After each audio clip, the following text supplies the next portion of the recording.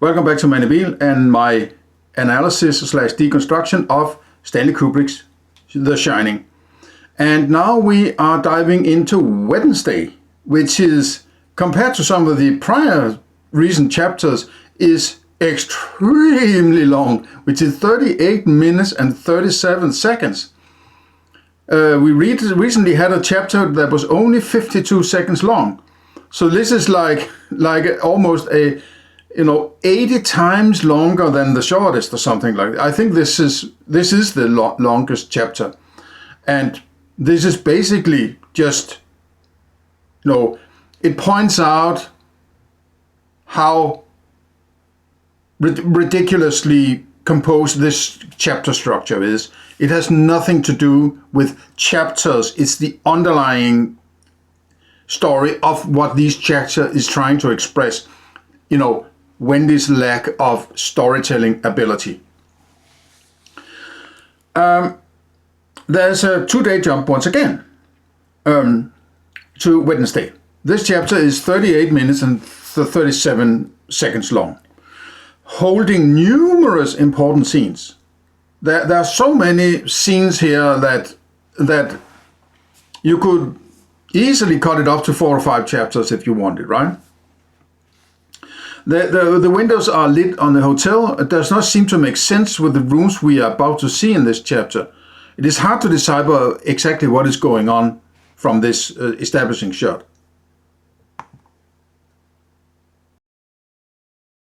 Okay, I want to take a second and do some analysis of, or some, what would you call it? So show some data about these chapters, right?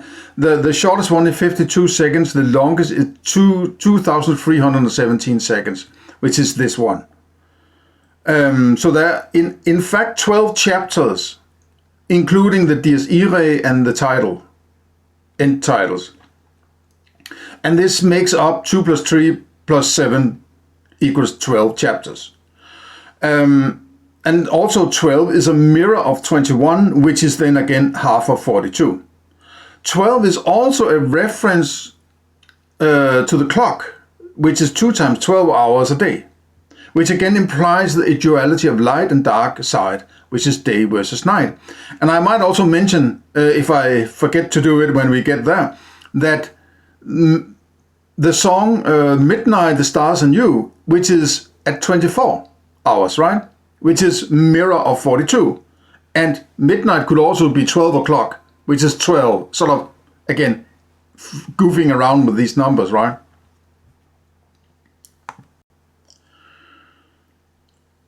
The first split second of the shot is Danny having his right hand fisted while resting on the left hand. This scene carries over from the recent one with Jack on the bed. This is Wendy's sort of anger coming through. Possibly could also be sort of phallic in nature, or round. A fist is something that sort of maybe could be a placeholder for a tennis ball. Who knows, right? From Danny's point of view, the red hexagon in the middle looks like a pyramid. If you were looking down on this as Danny, you would see this red angle sticking up in the air, sort of, right? Which is pointing down from our view.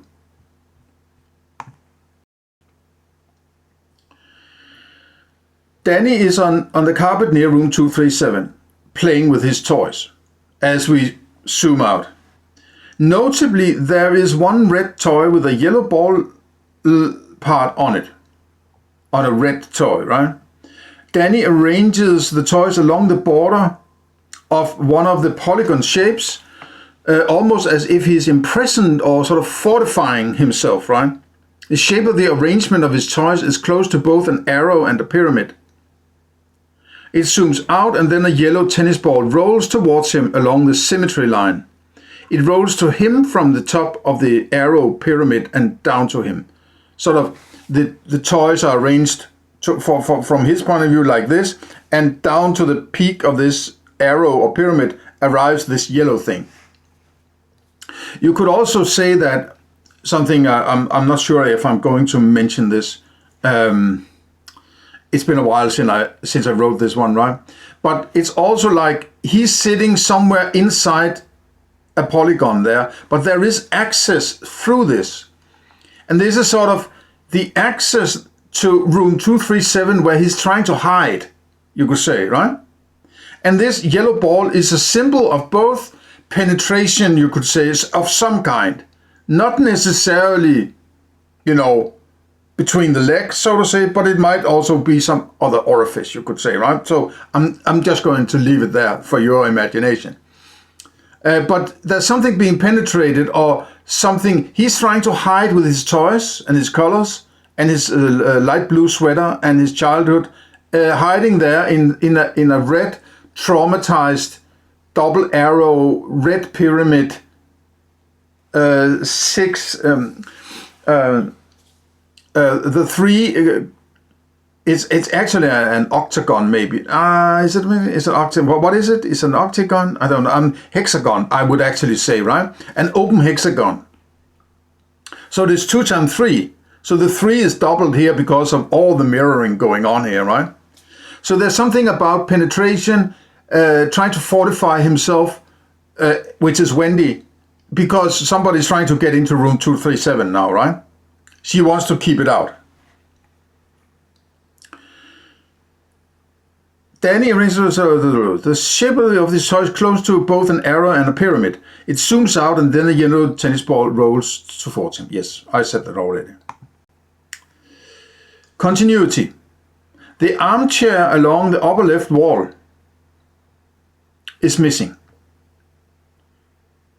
The ashtray and garbage bin near the elevator is missing. So if you look further up the corridor, there's a sofa in that little indent in the wall there. There's or an armchair, and to the right near the elevators, there's an ashtray or whatever it is, right? Garbage ashtray something. So that's a continuity problem. Danny looks down the corridor from where the tennis ball seems to have come from towards room 237. So that's sort of combining the idea of having fortified yourself inside this polygon, and room 237 is something is emanating from it. It's somehow connected. It's not necessarily easy to pinpoint exactly how they're connected, but they're sort of used in the same sequence of things here. There is a strong symbolism of the scared child's face, the skull-like one on the exit door to the right, with its greenish windows. Again, we've seen that before. Together with the red elevator to the left, it combines to the green plus red sexual abuse theme, which again combines with a yellow ball to be of male origin, semen, right? The repetition of the phallic pattern of the carpet could indicate repeated abuse.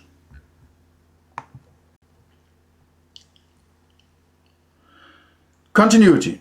Danny has moved to another of the polygons of the carpet pattern. First we saw him with the opening in front of him, next with the opening behind him. The one he has moved to is the polygon in front and to his left of the first shot, compared to the one in the first shot, right? This overall thing appeals to a mirror where this pattern sort of mirrors itself. Somebody has suggested that the carpet has been reversed 180 degrees. That's not the case. Danny has been moved to another square or another polygon, right?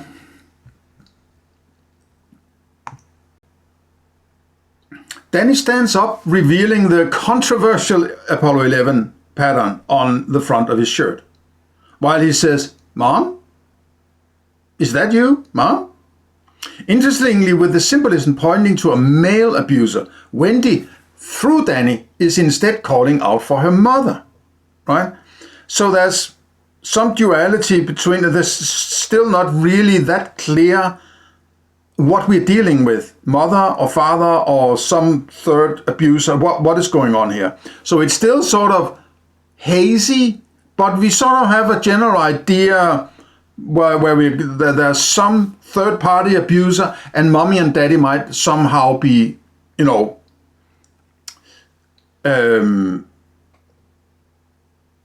not what would you say?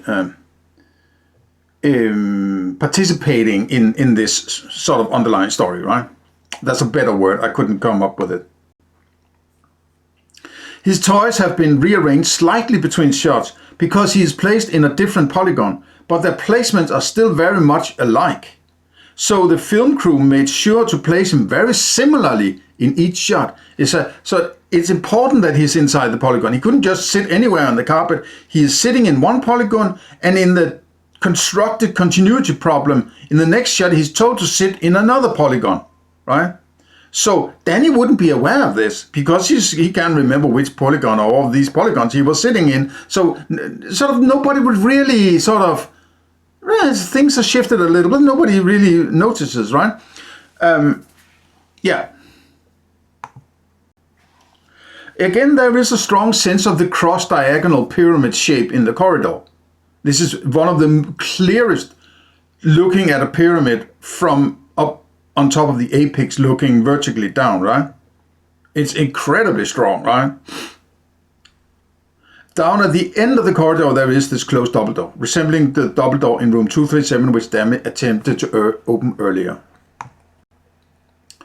Okay, anyone who dismisses the fact that there is a depiction of a stylized rocket with the text Apollo 11 USA on it as mere coincidence is basically saying Kubrick is an idiot, right?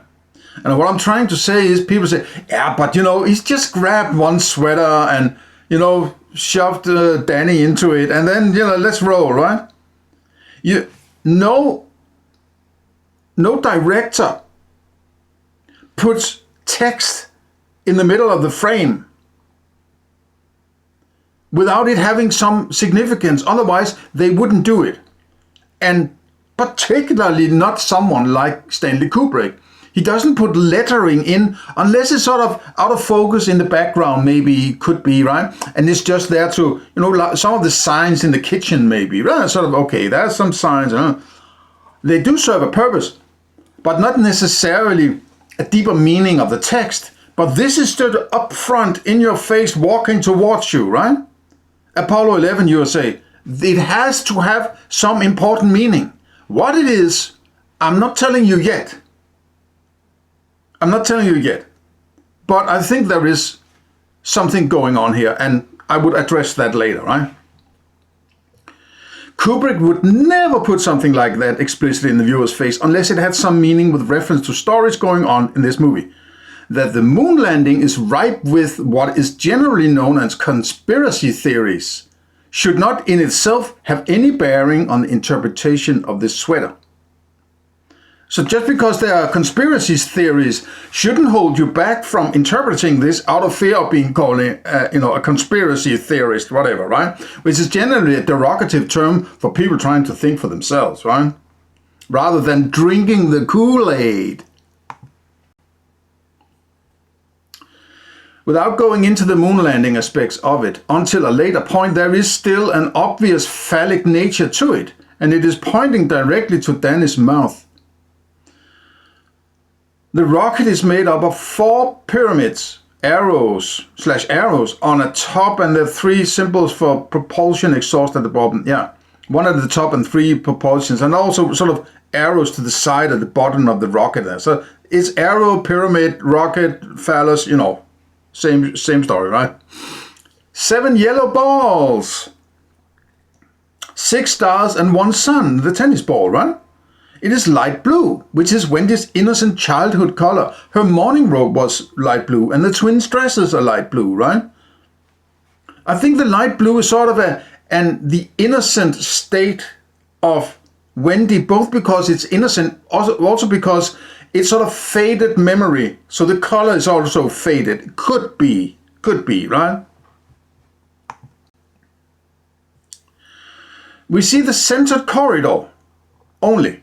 Perfect pyramid cross, diagonals, right? Again, nearly, maybe not as perfect as the recent one, but close. Now in direct first-person view, with a closed double door at the end of it, with similar golden knob handles to rooms 237. The right door to room 237, the one that Danny tried to open earlier, is now open. Now is when the deepest secrets of Wendy's subconscious is going to be attempted to be revealed, right?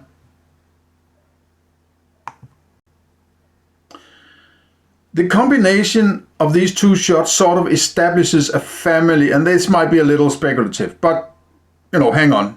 Try walk a mile with me here, right? The two armchairs are Wendy's two parents. She's hanging in a picture above them, right? All flowing out of the elevator. So the elevator sort of, if it flowed out of the elevator, it would flow into this room and make up the constitution of this room in a way, right? There's also these two ringing bells, alarm bells there, sort of points out to some duality and grown-up versus child, whatever, right? You could put some symbolism into that. And there is a 1x4 ventilation above them. Again, this 1x4 appears, right? This is like a living room where the parents are aware of Wendy's present, but their focus is on something else, a television maybe or something, right? What they're actually looking at or should realize is the scared, skull-like face of Wendy staring back at them, the exit door on the other side, as we see when Danny has turned his back to us, right? Deep behind that is room 237. With the secrets Wendy has kept since childhood, right? So it's like they are looking in the other direction than her traumatized elevator, blood red elevator, right? They're looking the other direction, maybe at a television, but there's sort of a skull that they should see, but they don't apparently, right? Or they have ignored it, or they pretended to television, or whatever, right? Sort of an underlying meta-narrative that is sort of confined in this little space here around 237. But this may be a little speculative, right? Continuity. Another ashtray bin appears down the corridor to the left.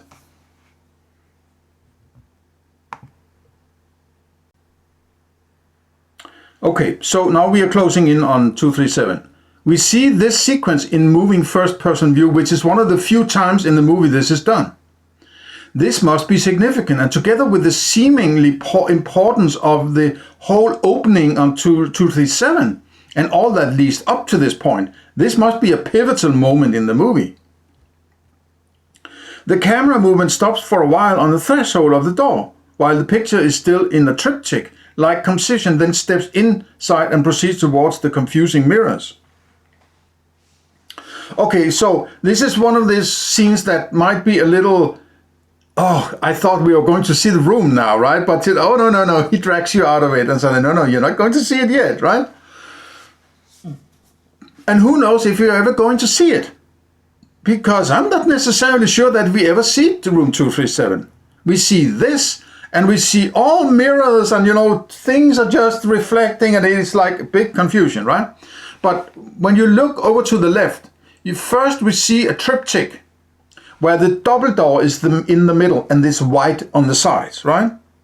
Then we see a triptych made up of the opening in the middle and the two doors on the side. Sort of a double kind of zooming in kind of triptych.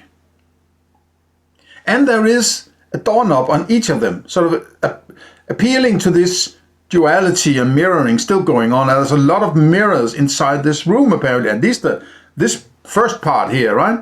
And the lights being reflected, and it's just one. You actually have to kind of concentrate in order to figure, what is this? Is this, what is going on? But there's also this door that is slightly open, like there are many more levels here to go through before we can get into something resembling room 237.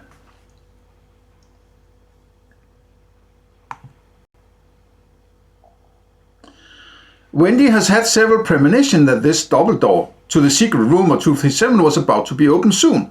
The half-open door, 2 doors in the twins corridor, and the half-open double door behind Jack in the apartment. So I've addressed this before. Okay, so then it dissolves, and this is one of the dissolves I will deal with later, right? I will make a full video on all the dissolves in the movie. The room 237 shot fades to Wendy in what presumably is the boiler room. She's not ripe to go there quite yet. Well, you know what I mean, right? She needs to figure out an excuse. I think that it's premature. She hasn't prepared herself in order to come up with some kind of cover story about what is going on. The psychiatrist is too efficient, and he said, hold back, I need a break now. Hang on, I need to come up with a story, right? That's, in a way, what I see here. It's like, you see all of these confusing mirrors, and Wendy says, hold on, you're not going to go in there yet. I have to have a break and come up with a story. And that's why she creates this Jack going in there, right? You could probably see it that way. Now, she's still in a dark place. Last time we saw her was in the dark of the lobby watching television. And she was almost not there. It was only maybe, mostly Danny that was there, present in view, you could say, right? And this is a dark place, and it follows after another stressing event. Like when Wendy sat in the lobby darkness watching television. So she's still in a dark place as she's being investigated here. The view of the boilers could also allude to looking between a girl's legs, right? Upskirt. The boilers have a bare face, similar to the bear pillow in the Boulder apartment. So it's not far off. It has this roundish, Thomas the train engine, or with the eyes and so on, right? And the boilers also resemble the Moloch machine in Metropolis, if you know the old silent movie, which is one of my personal favorites, right? And it adds to the explosive nature of Wendy's situation. I think this is deliberately made this way by Kubrick to allude to the explosiveness, because this machine basically explodes in the movie, right?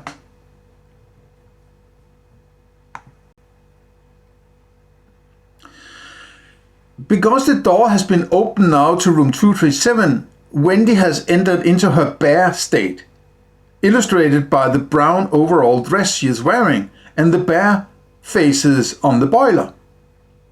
And there might also be, I think this is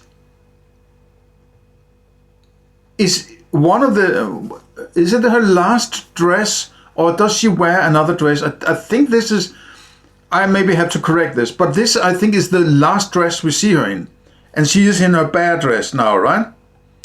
And this is also where we have Wednesday, and then we go into 8 p.m. and 4 a.m., right?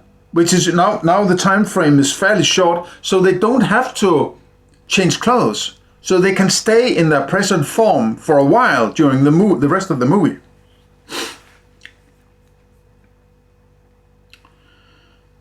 The brown overall dress she's wearing and the bare faces on the boiler.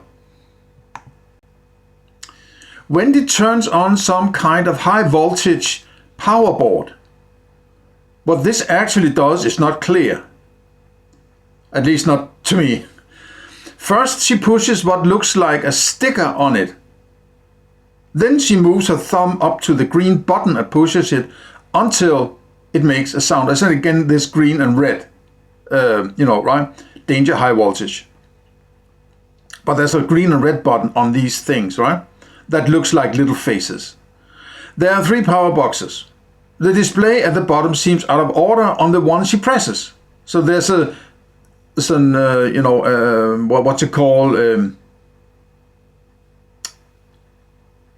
this thing down there, right?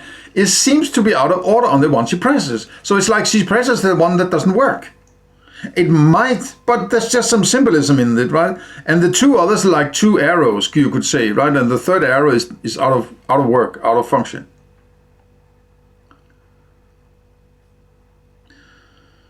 The wooden box with a white display on top of the power board seems like a strange place to have that stored, literally out of reach. So it's just weird. So simultaneously with Wendy's push of the dangerous power button, we hear Jack making noise from elsewhere. It's again this Mickey Mousing going on, right? He's bellowing like a wounded moose. I think that's Mrs. M or Miss M.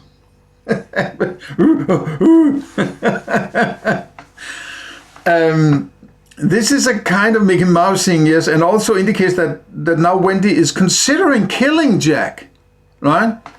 She presses the high voltage button and then, oh, he says, right?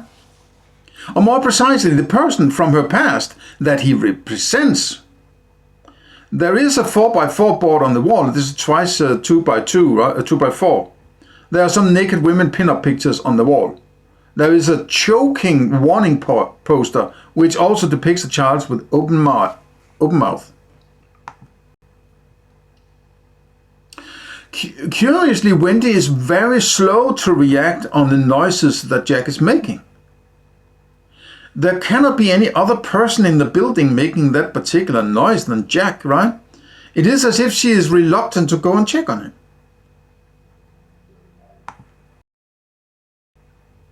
There's another fabulous triptych a triptych composition nonetheless, right? During a camera pan, right? It's like she goes in, there's red, sort of somewhat almost greenish black in the middle, and then yellow, right? Sort of red, greenish, black, and yellow.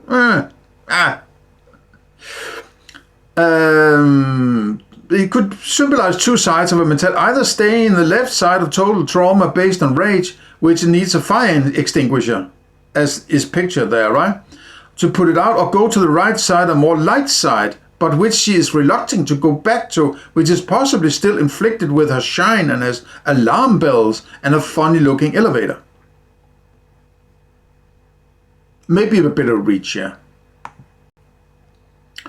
This is a very strange place, to be frank, right? Even if these rooms are off limits to the guests of the hotel, it is extremely messy, dirty, and disorderly, right? We are sort of deep down in the old discarded shit in Wendy's mind here, right? This is possibly to illustrate that Wendy is in a very dark place after room 237. 237 has been opened, and we are deep down in the oldest and most dusty corners of her subconscious. The double door is still here, in the background, shadows. An elevator, it seems, to the left in the light. The folding door of the elevator creates little triangles or wolf ears. There is a large cross, also as double arrows, on one of the big wooden boxes, because she's sort of heading up to the all work and no play typewriter, right? Possibly. Wendy finally decides to run. The folded nature of the elevator door seems to be echoed in the wavy structures of the plates standing around here. Yeah, the tilted roof plates, they have this similar wavy thing going on, right? So, whatever that means. Jack is apparently having a nightmare. How anyone could possibly fall asleep in that position is a mystery, right? Completely unrealistic in my opinion. His legs creates an angle similar to an arrow that points toward the typewriter.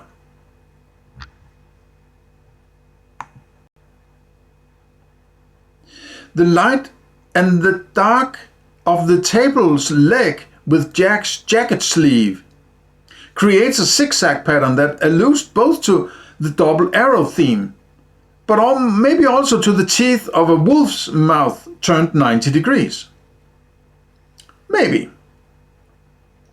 Together with the two scun slides on the wall at the back and Jack's open and weird sounding mouth, it creates sort of a wolf snarl.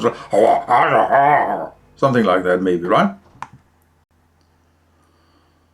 A slow zoom focuses on Jack's face. His strange noises and gasping mouth. A reference to the open mouth theme again. Behind him, the window frame shows rows of 7 rectangles, the same as the ceiling in the lounge.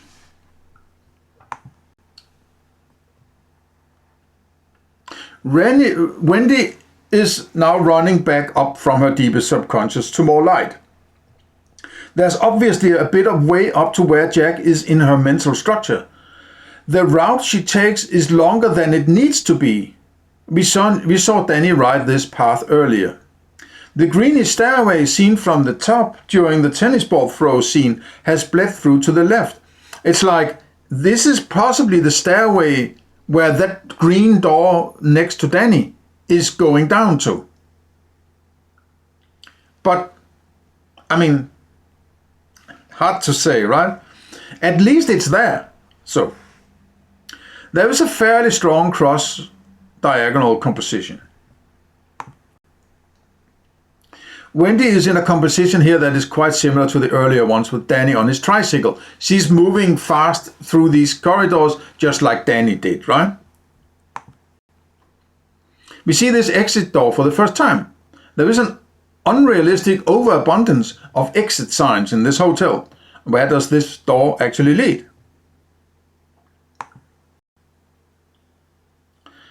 We see this second elevator in the lounge close up for the first time. There are too many elevators in this building. One should be enough. I mean, at least in the ones who the customer area, right, where those who are renting rooms in the hotel are passing through. There might be service elevators and so on. That's natural, right? If they have these kinds of stuff here. But it's like it adds to the sense of things are out of a kind of proportion. Really, do you need 2 elevators to this place? It might not be an elevator. It could be something else, but it looks like an elevator, right? The bear rug in front of the fireplace has been there in every shot where it should be visible. Interesting, Wendy runs over it. There is no fire in the fireplace now. So there's something about, I think, yeah, I'm drawing attention to this bear rug, which is sort of important. Only when Wendy reaches Jack and touches his arm, he wakes up with a jerk. Then he falls down to the floor, and more precisely under where the typewriter is placed. The composition is another symmetry, with Wendy right over the blood elevator in the back.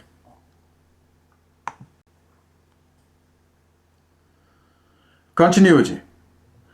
A box of paper has appeared on the table, the opposite side of the typewriter from the scrapbook. The ashtray and pack of cigarettes have moved. The carriage on the typewriter has moved to one side instead of being centered.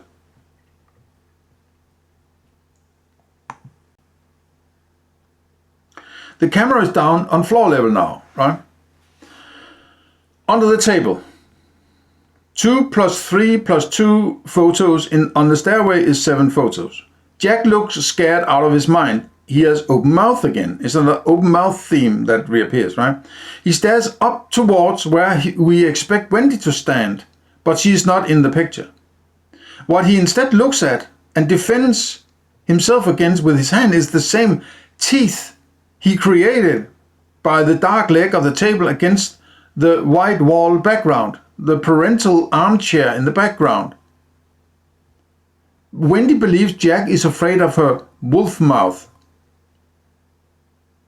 It's sort of maybe a little contrived, this idea here, but it's like he looks up at this leg that has these teeth and these arrows and what goes on there, right, on the table leg, and if it's sort of an angry mouth, and she's switching back and forth between her own emotions and the emotions she tries to put into Jack and Danny for that matter, right? So it sometimes seems a little confused what is going on, but because of the speed of the story, it can get a little confusing for Wendy, I suppose.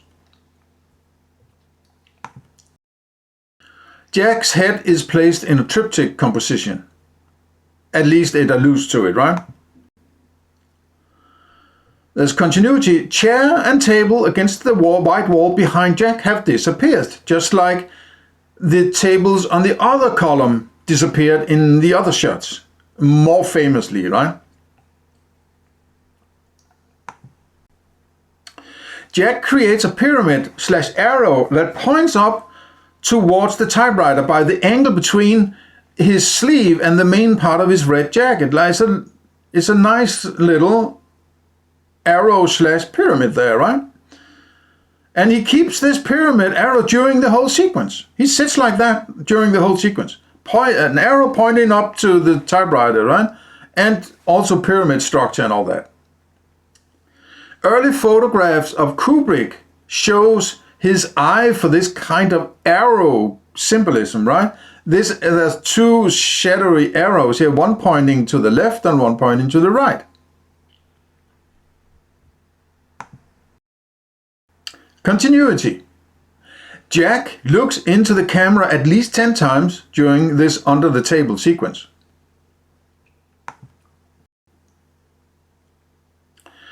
Wendy makes a curious movement with her right hand across Jack's face and forehead, right?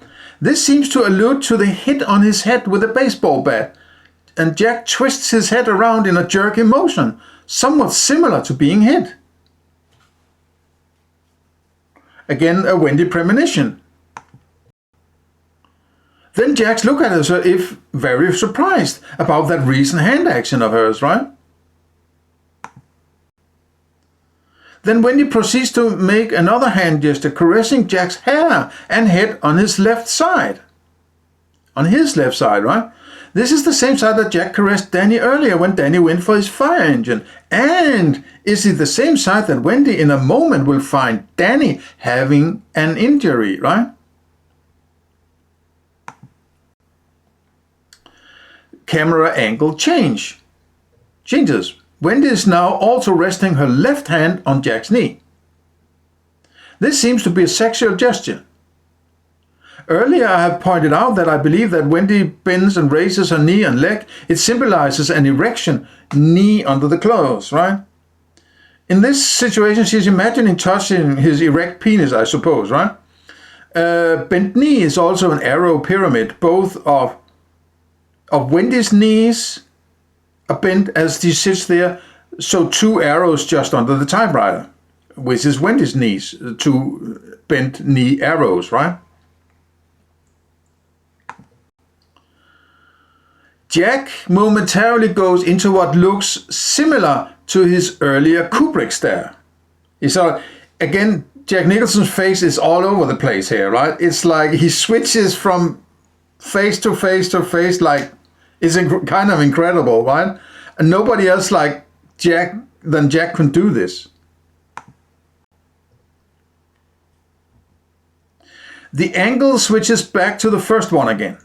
The composition of these two angles are similar in the way the camera is positioned in relation to the table, just from different angles. Together they have the same dark shadow at the top, but with mirrored angles, which together creates a kind of large dark down or upward pointing arrow. So depending on how, you could switch these back and forth in pairs, right? This might be a little speculative.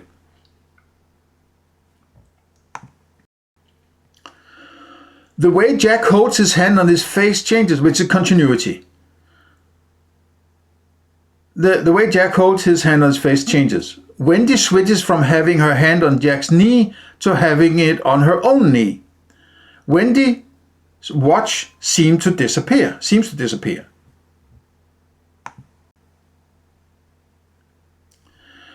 This composition shows that Wendy is mirroring herself and thereby creating Jack.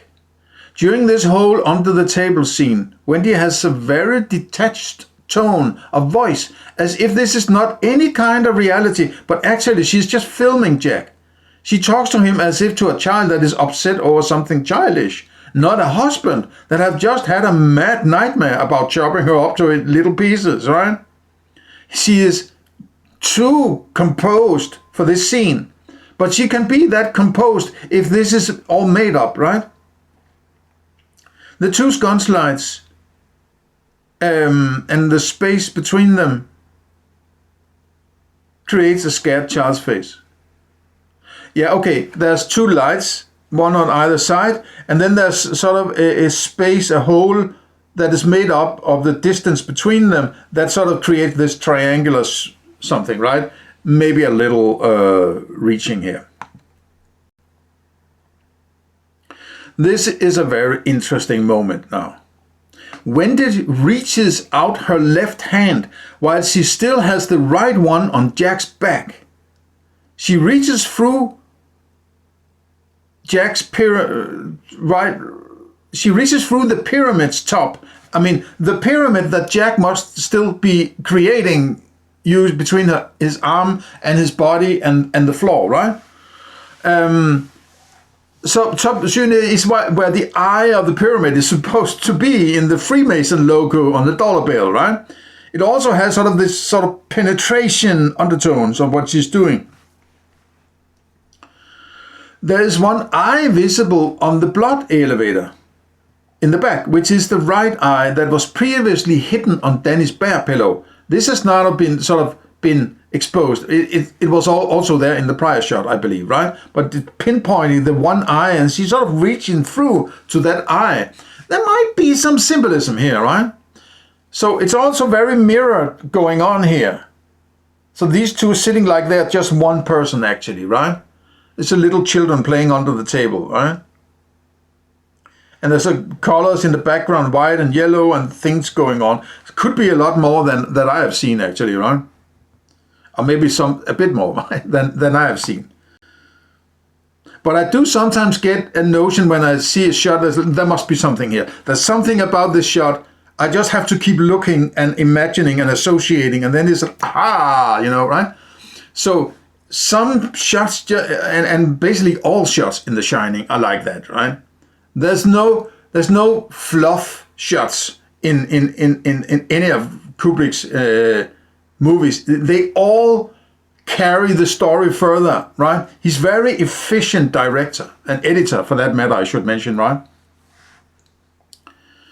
This reaching in through Jack's jacket has a very similar notion to it as it has when the naked lady in the bathroom of room 237 does something similar with her hands towards Jack. Wendy is having a premonition of what will happen soon in 237 as she has conjured up the story, right?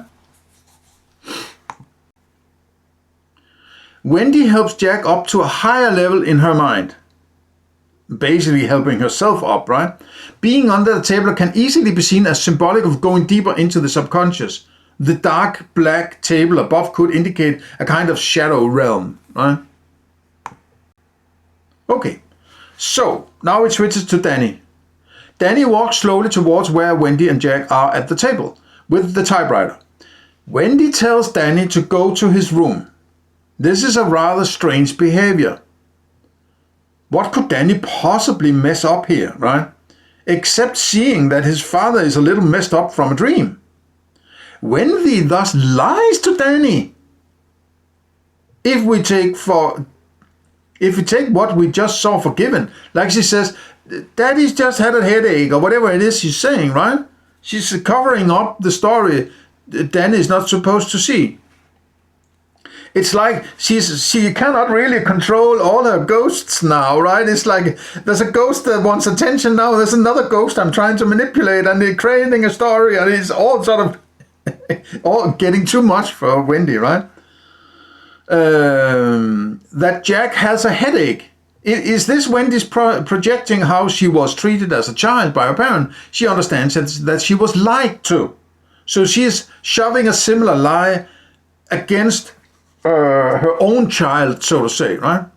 And this is also something that is well known, that if you have been, excuse me for rubbing my nose constantly, that if you have been mistreated in a particular way as a child, there is, for some weird reason, a good chance that you're going to treat your own children the same way. This is sort of the generational abuse, right? Which might also be actually a theme that is slightly hidden at in this movie. Wendy comes running towards Danny. Again, she runs around now, right? As if she wants to keep him away from Jack. He's not going to see what she's up to with this story about Jack, apparently, right? This is really interesting, really, right? When you think about it, why the hell is she running? She wants to stop him coming closer, right? Wendy kneels down and turns Danny towards her, and the shine from the window to reveal that Danny is sucking his thumb, right? Sucking his thumb. And the thumb was the right hand we saw shown in with the ice cream and in the pantry, and right? And the Tony thing and all that. And that his Apollo 11 sweater has been torn in near the bruises, close to the bruises, right? Wendy grabs Danny's forehead to tilt it to the side to see his bruises. Danny stands under a chandelier that is not lit further back. On the other hand, an enormous amount of peripheral lights are turned on, seemingly without any need. Yeah, it's in the upper triangle to that side. All the lights are basically on. And the other side, there's no lights on, right? And this was where Wendy was just before. So she ran through the lights to come to sit here on the lighting, shining side of this interaction with Danny, right? This thumb sucking is obviously a reference to the other shot where we see Danny extend his thumb. It is the code for what has happened is a case of oral sexual abuse. Danny's thumb pointing to this chocolate in his ice cream bowl and the chocolate ice cream in the corners of his mouth, who the culprit actually is. Halloran is the person from Wendy's childhood she's recalling from her subconscious. And it all happened in room 237, as we will be told by Wendy soon.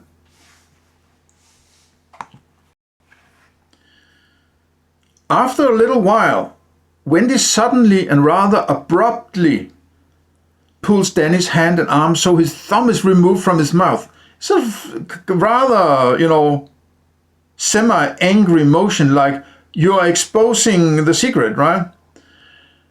It is as if Wendy is being reminded of a trauma, makes her react this way. She's trying to deal with this whole confused situation involving all her ghosts. Danny seems to have lost his mind and just stands there looking through Wendy with a Kubrick stare, performed by a 6-year-old boy. He's a great little kid, right? I love Danny. Wendy hugs Danny in a way that seems to indicate a kind of blending or coming together under the turned off chandelier, but with fully lit lamps in the background, either to indicate that Danny is a part of Wendy or Wendy tries to find empathy for her own childhood trauma.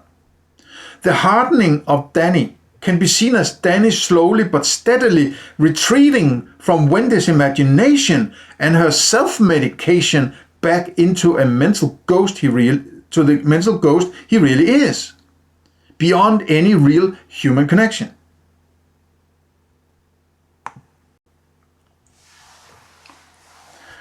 Jack has placed his chair so that his legs would have to go under the table where the middle leg is. This is not realistic. One would sit with legs on one of the either sides. You wouldn't move yourself. If you have this big table, you wouldn't sit exactly where there is a table leg. You will sit on one of the sides, right?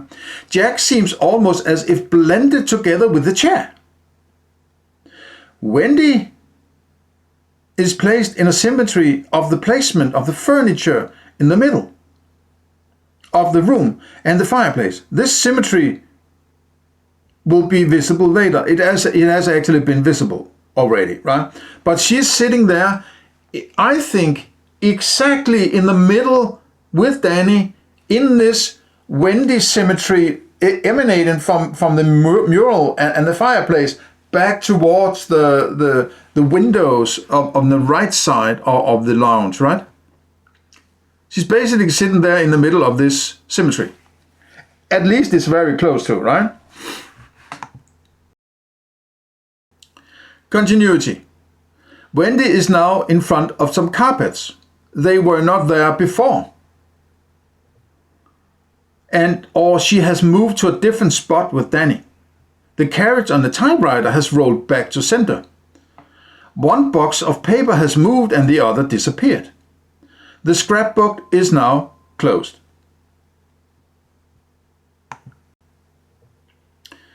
Jack looks like he has also lost his mind, not just Danny. This could be to indicate that the state that Wendy is in that makes Danny weird is also sort of affecting Jack. Jack is sitting there perched on his throne, like he is handing out judgment or something like that, right? His hand gesture posture is similar to the one on the July ball. It's not the same, but it's sort of similar, right? It echoes it a bit. The photo at the end, holding up his right hand while his left hand is down. Jack is now wearing the red and blue clothes he will wear for the rest of the movie.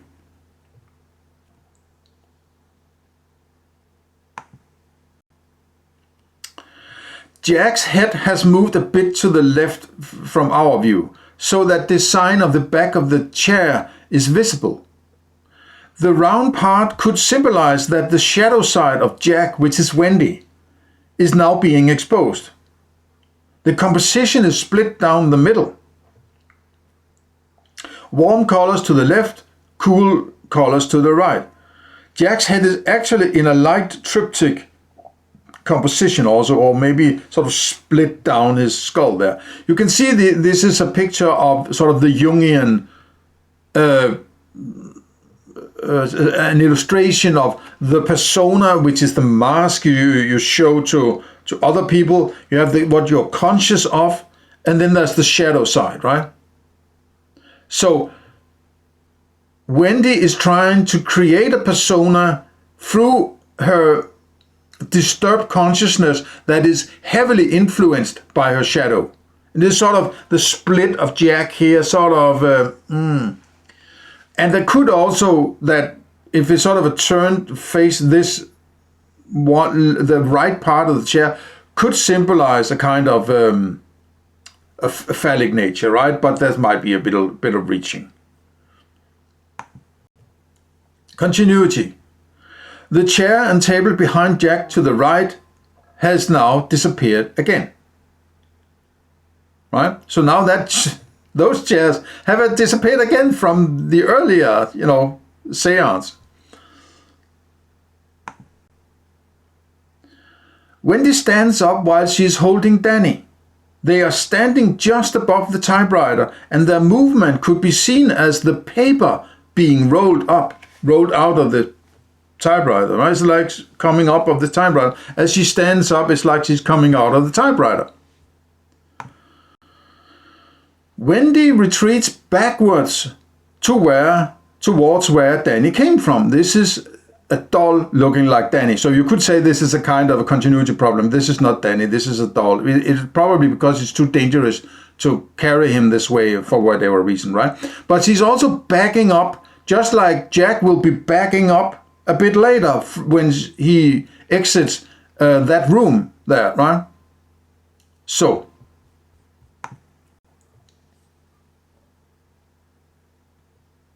continuity. A white lamp has appeared behind Wendy, right behind her. So, continuity. Yeah, same shot, same thing. Okay. So the next one will be, we are going to the gold room, and Jack is going to have a talk with Lloyd. And this will be the next part. So I have given you 67 slides of this particular chapter so far, and there's still more than 130 slides left of this chapter. So there's a long way to go still, right? But as you can see, I'm determined to find all the details.